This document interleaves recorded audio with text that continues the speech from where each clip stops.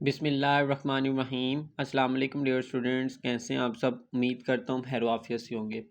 Students, previous lecture में हमने class 11th mathematics exercise number 7.1 के रिलेटेड जितने भी कॉन्सेप्ट थे, एमसीक्यूज थे, इवन थ्योरी एग्जांपल्स थी, ठीक है, उनको कवर किया।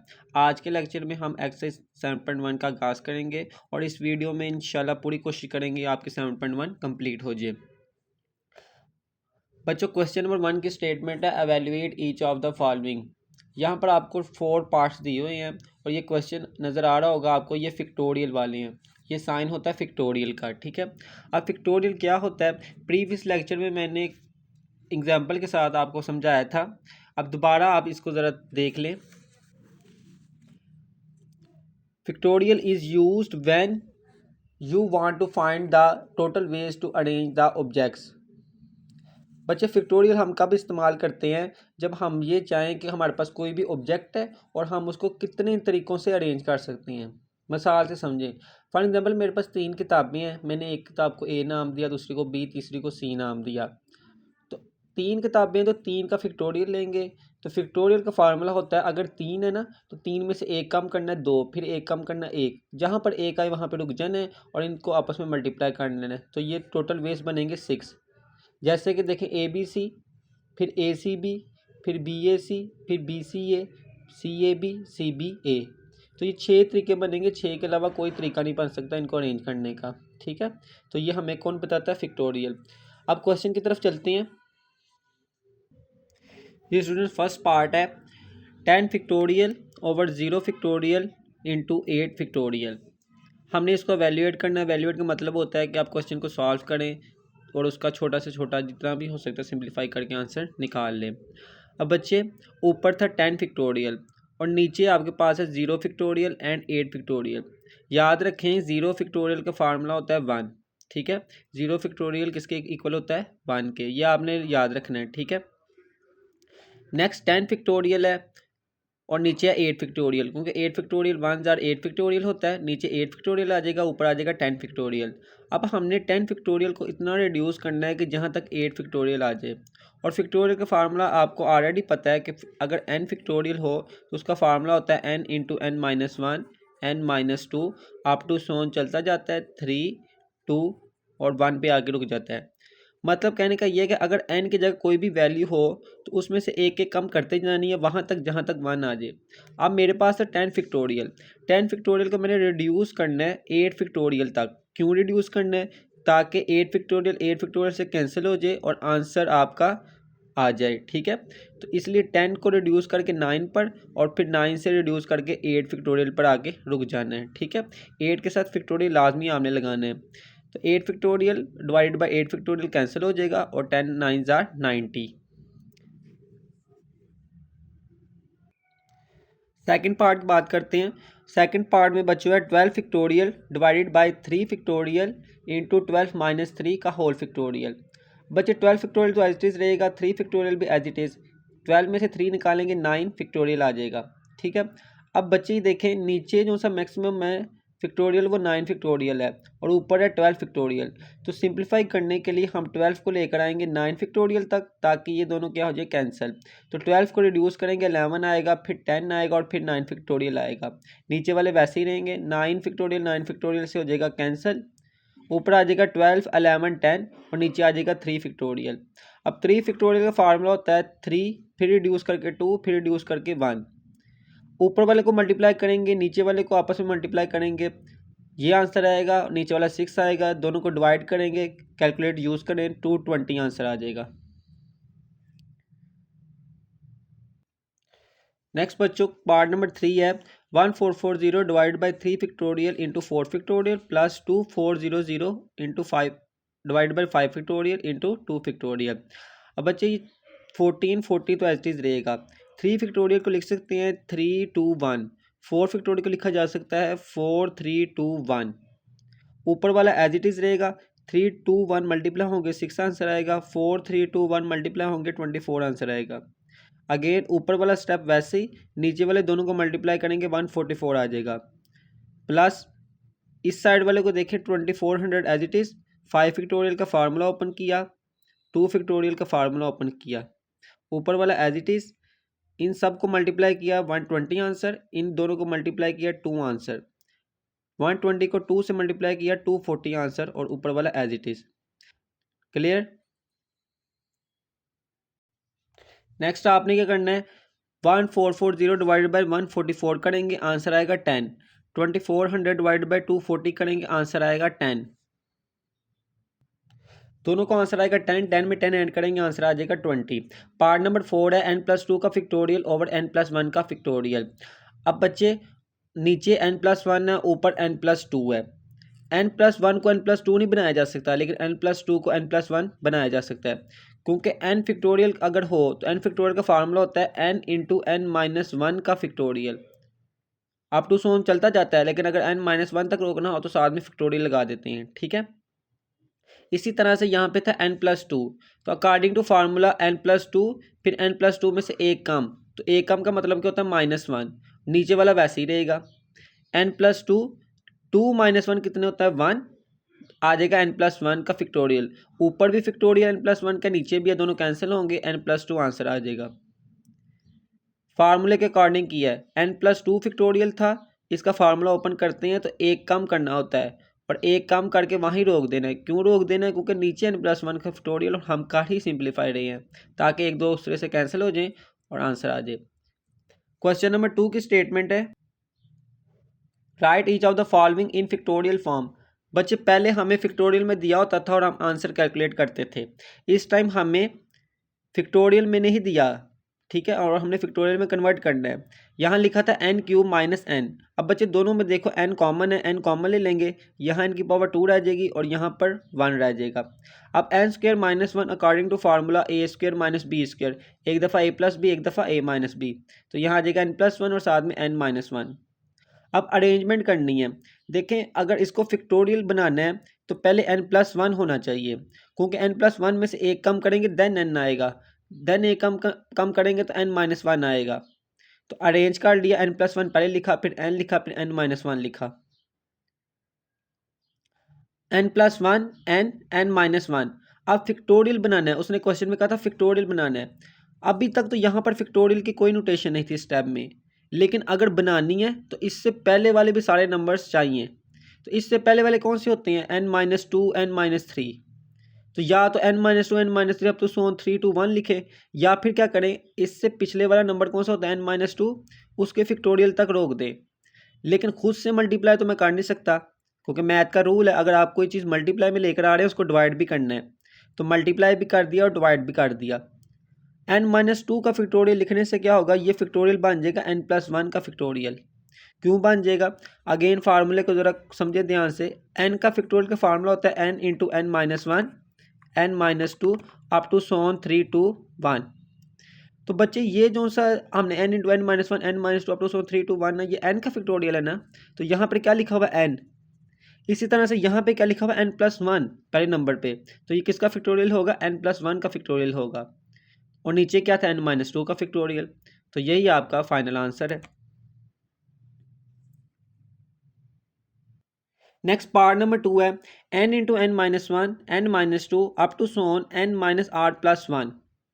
अब अगेन क्वेश्चन यही स्टेटमेंट कहती है कि इसको फिक्टोरियल में कन्वर्ट करना है। अभी तक तो फिक्टोरियल नहीं नज़र आ रहा, इसको कन्वर्ट करते हैं। ये वाला स्टेप तो वैसे ही रहेगा, मुझे फिक्टोरियल में कन्वर्ट करना है, तो इससे पिछला नंबर कौन सा होगा, n-r+1 -1, एक कम करना है ना, तो जब एक कम करेंगे -1 करेंगे, ऐसे लिखेंगे n-r+1 -1, तो ये -1 + 1 तो कैंसिल हो जाएगा, तो सिर्फ बच जाएगा n-r। तो n-r का फिक्टोरियल से मल्टीप्लाई भी कर दिया और डिवाइड भी कर दिया। इससे क्या होगा, ये बन जाएगा n का फिक्टोरियल, क्योंकि पहले नंबर पे n लिखा हुआ है, ये n का फिक्टोरियल बन जाएगा और नीचे n-r का फिक्टोरियल। तो ये आपका फाइनल आंसर। नेक्स्ट बच्चों क्वेश्चन नंबर 3 है, फाइंड n इफ n+1 का factorial is equal to 3024 multiply by n का फिक्टोरियल। ये आपको इक्वेशन दी हुई है फिक्टोरियल के फॉर्म में, हमने यहाँ से n की वैल्यू निकालनी है। एक दफ़ा दोबारा से इक्वेशन लिखी, n+4 का फिक्टोरियल फार्मूला होता है n+4, एक कम करें n+3, एक कम करें n+2, मतलब ये देखें n प्लस फोर का फैक्टोरियल है, तो n plus four minus one, फिर क्या करेंगे n plus four minus two, एक एक कम करते जाएंगे, ठीक है। यहाँ करेंगे तो n प्लस थ्री आएगा, ये करेंगे तो n प्लस टू आएगा, इसी तरह से कम होकर एक और कम करेंगे n प्लस वन आएगा, और फिर एक कम करेंगे तो वन खत्म हो जाएगा, ओके। n प्लस वन और माइनस वन करें तो n रह जाता है सिर्फ, ठीक है। तो n रह गया और n का ही फैक्टोरियल यहाँ पे रोक देना है। क्यों रोक देना है? क्योंकि बच्चे ये देखें नीचे n का फैक्टोरियल है, ये कहाँ से आया, आपके पास था 3024 टाइम्स n का फैक्टोरियल, जो n का फैक्टोरियल मल्टीप्लाई हो रहा था नीचे जाके क्या कर दिया, डिवाइड, और यहाँ ही रोक दिया। n फैक्टोरियल से क्या हो जाएगा, कैंसिल, सिर्फ बच जाएगा n plus four, n plus three, n plus two, n plus one is equal to 3024। अब बच्चे नेक्स्ट देखें, आपने एलसीएम निकालना है 3024 का। अब बच्चे ये जो सा स्टेप है ना, ये बहुत अच्छी तरह समझने वाला है। बच्चे मेरे पास है 3024, हमने इसका एलसीएम लेना है। टू का टेबल पढ़ेंगे तो 1512 से आएगा 3024, अगेन टू का पढ़ेंगे तो 756 आएगा, टू से पढ़ेंगे 378 आएगा, टू से पढ़ेंगे 189, थ्री के टेबल में 189 63 पर आता है, थ्री के टेबल में 21 63, three three 21 jar 63, three 7 jar 21, again 7 1 jar 7। अब ये आपके पास डिफरेंट फैक्टर्स आए हैं। अब हमने इसको अरेंज किस तरह से करना है, उससे पहले यहाँ पर गौर करें, ये n plus four, n plus three, n plus two, n plus one, यहाँ से किस बात का आइडिया होता है, यहाँ से ये पता लगता है कि ये जो से नंबर थे ये कंजक्टिव नंबर्स थे। कंजक्टिव नंबर्स का मतलब होता है एक के बाद एक, चार से पहले तीन, तीन से पहले दो, दो से पहले एक, तो ये कंजक्टिव नंबर्स हैं। अगर ये कंजक्टिव नंबर्स हैं तो हमेशा कंजक्टिव नंबर्स के बराबर होते हैं, तो यहाँ पे भी कंजक्टिव नंबर्स ही होने चाहिए, और तरतीब भी डिक्रीज होनी चाहिए, मतलब 9876 इस तरह से होने चाहिए। अब ये 9876 बने किस तरह से हैं, अब यहाँ पर देखें 7 तो नज़र आ गया, ठीक है। 9 कैसे आएगा, 3 3 ज़ा 9 आ जाएगा, फिर आपके पास हमने बनाना है 6, 3 2 ज़ा 6 आ जाएगा, ये एक 2 नहीं आएगा इसमें, 3 2 ज़ा 6, अगेन 2 2 ज़ा 4, 4 2 ज़ा 8, तो इन तीनों से 8 बन जाएगा, इन दो से 6 बन जाएगा, इन दो से 9 बन जाएगा, और ये 7। अब अरेंज कैसे करना है, 9 लिखना है पहले, फिर 8 लिखना है, फिर 7 लिखना है, फिर 6 लिखना है। क्यों लिखना है इस तरह से, हम 6 7 8 9 क्यों नहीं लिख सकते, क्योंकि यहाँ पर जो सी आपके पास लेफ्ट हैंड साइड है वहाँ पर रिड्यूस हो रहे हैं 4 3 2 1, तो इधर भी रिड्यूस रखने हैं, लेकिन हो कंजक्टिव 9 8 7 6। अब क्या करना है, अब दोनों साइड पे कंपेयर करना है। अब आपकी मर्जी है, पहले वाले को पहले से कंपेयर करें, दूसरे को दूसरे से करें, तीसरे को तीसरे से करें, चौथे को चौथे से करें, जिससे मर्जी कंपेयर करें, आंसर हमेशा सेम आएगा। मैंने पहले से किया n plus four is equal to 9, 4 उधर जाके माइनस हो जाएगा, n की वैल्यू आ जाएगी 5। नेक्स्ट क्वेश्चन नंबर 4 है, इफ 1/7 का फैक्टोरियल प्लस 1/8 का factorial is equal to x/9 का फैक्टोरियल, फाइंड x। जी, अब बच्चे यहाँ पर देखें इस क्वेश्चन में x के नीचे 9 का फैक्टोरियल डिवाइड हो रहा था, हम अगर उसको दूसरी साइड पर लेकर जाएं तो ये इन दो टर्म से क्या हो जाएगा, मल्टीप्लाई। पहली टर्म से भी 9 फैक्टोरियल को मल्टीप्लाई किया, दूसरी टर्म को भी 9 फैक्टोरियल से मल्टीप्लाई किया, इधर सिर्फ x था एज इट इज लिख दिया। अब क्या करना है, अब ये देखें यहाँ पर है 9 फैक्टोरियल, अब मैं ये चाहता हूँ कि मैं 7 फैक्टोरियल को किसी तरह से ख़त्म करूँ, तो 9 फैक्टोरियल को रिड्यूस करके मैं 7 फैक्टोरियल तक ले आया, नीचे वाला 7 फैक्टोरियल वैसे ही रहा, यहाँ पे था 9 फैक्टोरियल, और मैं ये चाहता हूँ कि इसको रिड्यूस करके 8 फैक्टोरियल तक लेकर आऊँ, ताकि नीचे से 8 फैक्टोरियल ख़त्म हो जाए। तो 9 फैक्टोरियल को रिड्यूस करके 8 फैक्टोरियल तक लेकर आए, नीचे भी 8 फैक्टोरियल था, ये दोनों आपस में कैंसिल हो गए, इधर सिर्फ 9 रह गया, इधर 9 इंटू 8 रह गया, 9 8 72 प्लस 9 एडअप किया, आंसर आ गया 81। नेक्स्ट क्वेश्चन नंबर 5 है, प्रूव डैट 2n प्लस 1 का फैक्टोरियल ओवर n का factorial is equal to 1 3 5 up to so on 2n minus 1 2n plus 1 bracket close 2 raise to power n। अब बच्चे यहाँ पर आपको प्रूफ का लफ्ज़ लिखा है, इसका मतलब ये होता है कि आप एक साइड लें और दूसरी साइड प्रूफ कर लें। हमने यहाँ से लेफ्ट हैंड साइड ली 2n प्लस 1 का फैक्टोरियल ओवर n का फैक्टोरियल। अब बच्चे 2n प्लस 1 का फैक्टोरियल ऊपर लिखा हुआ है और नीचे का लिखा हुआ है n का फैक्टोरियल, तो 2n प्लस 1 का फैक्टोरियल का फार्मूला ओपन करेंगे 2n प्लस 1, फिर एक कम करेंगे 2n रह जाएगा, फिर एक कम करेंगे 2n-1 हो जाएगा, फिर एक कम करेंगे 2n-2 हो जाएगा। इसी तरह से ये फार्मूला रिड्यूस होते होते 6 भी आएगा, बीच में 5 भी आएगा, 4 भी आएगा, 3 भी आएगा, 2 भी आएगा, 1 भी आएगा, और 1 तक आपको ये फार्मूला पता है, ये रोक देते हैं, ठीक है। और नीचे वाला n factorial as it is रहेगा। अब नेक्स्ट स्टेप में हमने क्या करना है, अब बच्चों जो ऊपर आपको स्टेप नज़र आ रहा है ना, इसमें कुछ नंबर ऐसे हैं जो ऑड हैं और कुछ नंबर ऐसे हैं जो इवन है। हमने ऑड वालों को अलग कर देना, इवन वालों को अलग कर देना है। अब आपको पता है 2n+1 जो सा वो आपके पास ऑड नंबर होता है। क्यों होता है? देखिए n की वैल्यू नेचुरल नंबर से बिलोंग करती है। अगर n की वैल्यू 1 रखूंगा, 2 1 जा 2 + 1 3 आएगा, तो 3 एक ऑड नंबर होता है। इसी तरह से 2n-1 भी एक ऑड नंबर है, फिर 5 आएगा, 3 आएगा, 1 आएगा। ये कहाँ से लिए? ये ऊपर वाले स्टेप से जो ऑड नंबर्स थे। और इवन नंबर में कौन सा? 2n है, 2n-2 है, अप टू सो ऑन 6 है, 4 और 2। नेक्स्ट स्टेप देखें, जिसमें नेक्स्ट स्टेप है स्टेप नंबर 4। अब यहाँ पे देखें आपके पास था 2n+1, 2n-1 up to so on 5 3 1। इसकी अरेंजमेंट करके लिखें तो 1 पहले लिख लें, क्योंकि सारे आपस में मल्टीप्लाई हो रहे हैं ना। तो मल्टीप्लाई में आपको पता है अगर 5 3 15 होता है तो 3 5 भी 15 ही होता है, ठीक है। अगर 5 3 15 होता है तो 3 5 भी क्या होता है? 15 होता है। तो अरेंजमेंट यानी कि तरतीब आगे पीछे करने से फ़र्क नहीं पड़ता, इसलिए इसको अरेंज करके लिखेंगे। यहाँ से शुरू करेंगे 1 3 5, फिर 2n-1, फिर 2n+1। यहाँ पर देखें तो आपके पास था 2n 2n-2 6 4 2। अब बच्चे यहाँ पर देखें 2n तो वैसे ही रहेगा, 2n-2 में से क्या कॉमन है? 2 कॉमन है, 2 ले लेंगे कॉमन। यहाँ से 2 चले गया, n रह गया, यहाँ से 2 चले गया, 1 रह गया, अप टू सो ऑन। 6 को लिख सकते हैं 2 × 3, 4 को लिख सकते हैं 2 × 2 और 2 को लिख सकते हैं 2 × 1। ये कर क्यों रहे हैं? ये इसलिए कर रहे हैं ताकि इनमें से कॉमन लिया जाए। 2 जितने भी 2 हैं सारे कॉमन ले लिए जाएं। क्यों कॉमन ले लिए जाए? अगर आप प्रूफ की तरफ देखें तो हमें 2n चाहिए। 2n का मतलब होता है 2 के n फैक्टर्स, 2 के मुसलसल फैक्टर्स आते जाए, 2 रिपीट होता जाए। तो जितने भी इसमें 2 कॉमन आ सकते थे वो सारे के सारे कॉमन ले लिए हमने। यहाँ से भी 2 कॉमन लिए, यहाँ से भी 2 लिया, इस 2 ये भी 2 लेंगे, ये भी 2 लेंगे, ये भी 2 लेंगे, और अप टू सोन में भी कितने 2s आएंगे वो सारे कॉमन ले लेंगे। जब कॉमन ले लेंगे तो वो सारे के सारे एक साइड पर आ जाएंगे, और बाकी यहाँ से रह जाएगा n, यहाँ से n-1, यहाँ से 3, यहाँ से एक 2 रह जाएगा, और यहाँ से सिर्फ 1 रह जाएगा, ठीक है।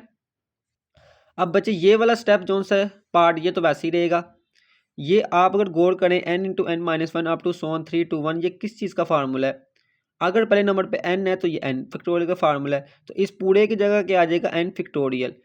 n फैक्टोरियल लिख दिया, नीचे भी क्या था? n फैक्टोरियल, वो आपस में कैंसिल हो गए। तो बाकी जो बच गया वही आपका आंसर था, और ये हमने प्रूव करना था, और ये हमारी राइट हैंड साइड थी। क्वेश्चन नंबर 6 है express as a single fraction. अब आपको यहाँ पर सिंगल फ्रैक्शन तो नहीं दी हुई ना। देखिए यहाँ पर 2 फ्रैक्शंस है, number 1 fraction this, number 1 fraction ये वाली, ठीक है। तो ये 2 फ्रैक्शंस हैं, और क्वेश्चन ये अराइज होता है कि आपने इसको कन्वर्ट करना है सिंगल फ्रैक्शन में। तो सिंगल फ्रैक्शन में कन्वर्ट करते हैं। अब यहाँ पे देखें n+2 का फैक्टोरियल लिखा हुआ है, n+2 का फैक्टोरियल लिखा हुआ है, और यहाँ पर n+1 का फैक्टोरियल भी है। तो करना क्या है? करना ये है कि मैं किसी तरह से n+2 के फैक्टोरियल को n+1 का फैक्टोरियल बना देता हूँ। क्यों बना देता हूँ? ताकि n+1 का फैक्टोरियल दोनों में से कॉमन ले लिया जाए। इसी तरह से r+2 फैक्टोरियल यहाँ लिखा हुआ और यहाँ लिखा है r+1 का फैक्टोरियल। तो r+2 के फैक्टोरियल को भी बनाएंगे r+1 का फैक्टोरियल, और फिर कॉमन ले लेंगे जी। n+2 का फैक्टोरियल था, फार्मूला लगाया, n+1 के फैक्टोरियल तक रोक दिया। r+2 का फैक्टोरियल था, फार्मूला लगाया, r+1 के फैक्टोरियल को रोक दिया। फार्मूला तो आपको आता है ना, अगर r+2 का फैक्टोरियल हो तो एक कम करना है तो r+1 आ जाएगा, और वहाँ तक रोक देना है, ठीक है। फिर प्लस का साइन, n+1 का फैक्टोरियल, r+1 का फैक्टोरियल एज इट इज़। अब दोनों में देखें ये दोनों टर्म्स इसमें भी मौजूद हैं, तो क्या करेंगे? कॉमन ले लेंगे। इधर से जो बच गया वो लिख दिया, और इधर कुछ भी ना बचा तो 1 आ गया। अब एलसीएम लेना है, r+2 1 से मल्टीप्लाई हो जाएगा, नीचे r+2 वैसे ही रहेगा, n+r 2 + 2 4 हो जाएगा, ये वाली टर्म वैसे ही रहेगी। नीचे था r+1 का फैक्टोरियल और r+2। r+1 का फैक्टोरियल, r+2 किस चीज़ का फार्मूला होता है? r+2 के फैक्टोरियल का। कंफ्यूज नहीं हो जाना। देखें r+2 को पहले लिख लें, r+1 के फैक्टोरियल को बाद में लिख लें। तो अगर इस पूरे को फैक्टोरियल बनाना हो तो पहले वाले का फैक्टोरियल बनता है ना। तो पहले वाला क्या था? r+2 का फैक्टोरियल, तो यही हमने लिखा है। तो ये अब गौर करें तो ये सारी की सारी एक ही फ्रैक्शन है, क्योंकि सब के नीचे एक ही बटा है जिसको कहते हैं, ठीक है। तो ये सिंगल फ्रैक्शन में हमने कन्वर्ट कर दिया। इस एक्सरसाइज का लास्ट क्वेश्चन है और बहुत इंटरेस्टिंग है। इसमें यह कहा जाता है कि there are 4 distinct coloured balls.